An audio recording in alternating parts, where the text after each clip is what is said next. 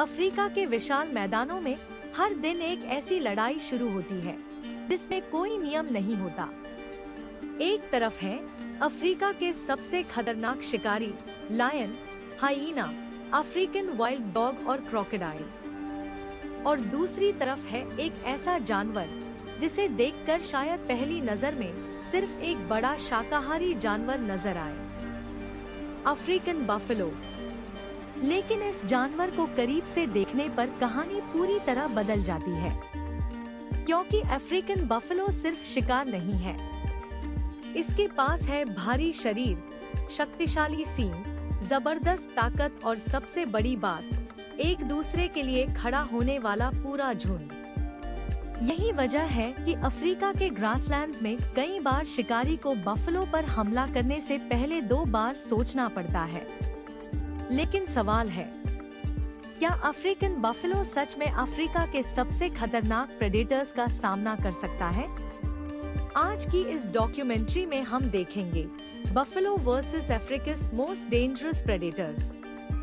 African buffalo का शरीर किसी तेज दौड़ने वाले प्रेडेटर जैसा नहीं है, लेकिन इसकी सबसे बड़ी ताकत है रॉ पावर।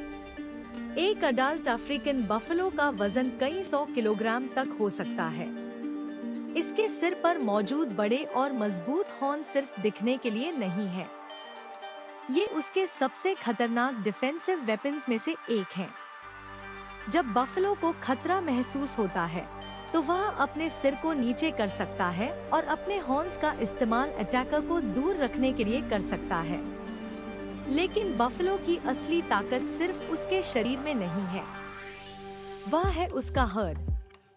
जब बफेलो अकेला हो तो प्रेडेटर को मौका मिल सकता है, लेकिन जब पूरा हर्ड एक साथ खड़ा हो जाए तो सिचुएशन पूरी तरह बदल जाती है।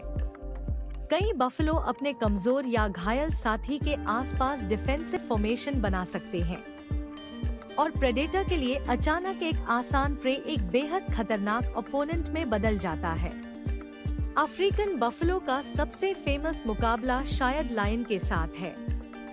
लायन पावरफुल है, उसके पास शार्प क्लॉस है, स्ट्रॉन्ग जॉस है और टीम वर्क भी है। लेकिन एक हेल्दी अडल्ट बफेलो को गिराना आसान नहीं होता।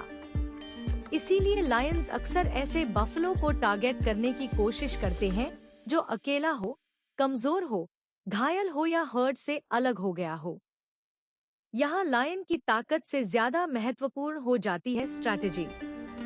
एक लायन सीधे सामने से बफेलो के हॉर्न्स का सामना करने से बचना चाहेगा, क्योंकि बफेलो का एक सही काउंटर अटैक पूरे हंट को उलट सकता है। और जब कई लायंस मिलकर हमला करते हैं तो वे बफेलो को हर्ड से अलग करने की कोशिश कर सकते हैं। लेकिन अगर हर्ड के दूसरे बफेलो अपने साथी की मदद के लिए वापस आ जाएं, तो लायन की पूरी स्ट्रैटेजी मुश्किल में पड़ सकती है। यही वजह है कि कभी-कभी दृश्य उल्टा हो जाता है। जिसे लायन शिकार समझकर आया था, वही बफेलो अचानक शिकारी को दौड़ाने लगता है। लेकिन बफेलो के लिए खतरा सिर्फ जमीन पर नहीं है।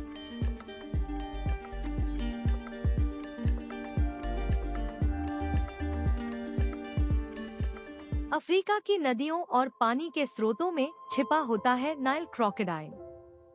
क्रोकोडाइल का सबसे बड़ा फायदा है एम्बुश। वह पानी में लगभग अदृश्य रह सकता है और सही मोमेंट का इंतजार करता है। जब बफेलो पानी पीने या नदी पार करने के लिए पानी में उतरता है तो क्रोकोडाइल अचानक हमला कर सकता है। यहाँ बफेलो की ताकत के बावजूद क्रोकोडाइल को एक बड़ा एडवांटेज मिलता है, सरप्राइज। लेकिन बफेलो के पास भी पावर है। अगर अटैक सफल नहीं होता और बफेलो को संभलने का मौका मिल जाता है तो उसका भारी शरीर और हॉर्न्स क्रोकोडाइल के लिए परेशानी बन सकते हैं। यानी नदी के किनारे एक छोटा सा मोमेंट एक बेहद खतरनाक कॉन्फ्रॉन्टेशन में बदल सकता है। अब आते हैं एक ऐसे प्रेडेटर पर जिसकी ताकत अकेले शरीर में नहीं बल्कि टीम वर्क में है, अफ्रीकन वाइल्ड डॉग्स। ये हाईली सोशल प्रेडेटर्स हैं और कोऑर्डिनेटेड हंटिंग के लिए जाने जाते हैं। एक अकेला वाइल्ड डॉग एक अडल्ट बफलो के सामने बहुत छोटा दिखाई देता है, लेकिन पूरा पैक एक पूरी तरह अलग चुनौती बन सकता है। वाइल्ड डॉग स्पीड और कोऑर्डिनेशन का इस्तेमाल करते हैं। वे प्रे पर लगातार प्रेशर बनाए रख सकते हैं और कमजोर इंडिविजुअल को अलग करने की कोशिश कर सकते हैं।